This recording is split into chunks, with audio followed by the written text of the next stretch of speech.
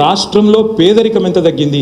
NFHS data ప్రకారం తెలంగాణ ఏర్పడే నాటికి పేదరికం 21.92, అంటే దాదాపు 22% పేదలున్న తెలంగాణలో ఇవాళ మేము దిగిపోయే నాటికి కేవలం 5.8% తగ్గించి గణనీయంగా భారతదేశంలో ఎక్కడా లేనంత పురోగతి సాధించిన రాష్ట్రం తెలంగాణ. ఇప్పుడు ఇట్లా పేదరికం కూడా 22% నుంచి 6% తెచ్చామన్నది కూడా ఒక మేజర్ పాయింట్ ఇక్కడ. అంటే అది మల్టీ డైమెన్షనల్ పావర్టీ, బహుముఖ పావర్టీ.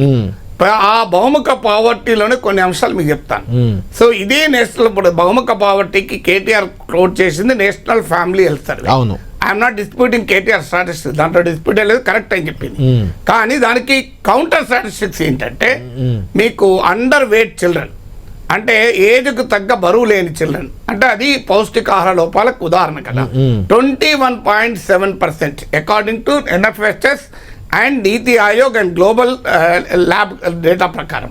మీకు 15 రోజుల క్రితం హిందూలో ఆపరేట్ పేజ్లో వచ్చింది, human development in Telangana in the హిందూ.in హిందూది వెబ్సైట్లో కొట్టండి, మీకు దొరుకుతుంది. నేను చెప్పాను అసలు కవితం కానీ.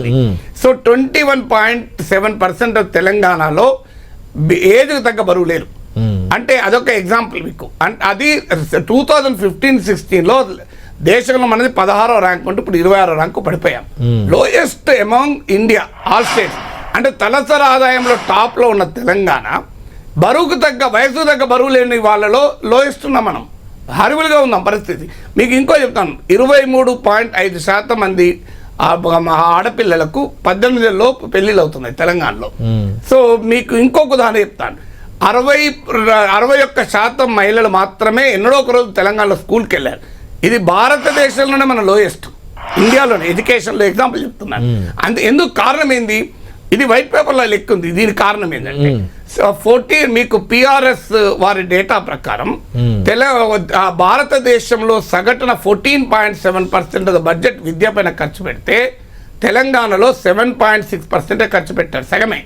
భారతదేశంలో ఆరోగ్యం పైన సగటున 6.2% ఖర్చు పెడితే తెలంగాణలో 5% ఖర్చు పెట్టారు. మన లోయెస్ట్ కిందికి 4th పొజిషన్లో ఉంటాం. అందువల్ల విద్యా వైద్యం పైన అంత తక్కువ ఖర్చు పెట్టడం వల్ల ఆర్థిక అభివృద్ధి జరిగింది తెలంగాణలో. మీరు అన్నట్లు జిఎస్డిపి 4 లక్షల కోట్ల నుంచి 13 లక్షలు పెరిగింది, 10 లక్షల కోట్లకు. మీకు తలసరి ఆదాయంలో నెంబర్ 1 అయ్యాం, ఇదంతా నిజం. కానీ మానవాభివృద్ధిలో మనం 17th పొజిషన్లో ఉన్నాం. అఫ్కోర్స్ ఉమ్మడి రాష్ట్రం 21st పొజిషన్లో ఉండే, ఉమ్మడి రాష్ట్రం కన్నా మెరుగాం. కానీ హ్యూమన్ డెవలప్మెంట్లో మనం 17th పొజిషన్లో ఉన్నాం. సో అందువల్ల ఇప్పుడు ఎకనామిక్ గ్రోత్ జరిగిన మాట నిజం, కానీ భారతదేశంలో హాజర్డస్ వేస్ట్ అంటే ప్రమాదకరమైన విషతుల్యమైన వ్యర్థాలను విడుదలలో తెలంగాణ 7th పొజిషన్. మీకు ప్లాస్టిక్ వేస్ట్లో తెలంగాణ 5th పొజిషన్. అంటే economic development at the cost of environment జరిగింది. ఎకనామిక్ డెవలప్మెంట్ మానవాభివృద్ధిగా, సామాజిక అభివృద్ధిగా రిఫ్లెక్ట్ కాలే. అందువల్ల తలసరి ఆదాయం పెరిగిన భయంకరమైన అంతరాలు ఉన్నాయి తెలంగాణ. అందుకే ఈ పొలిటికల్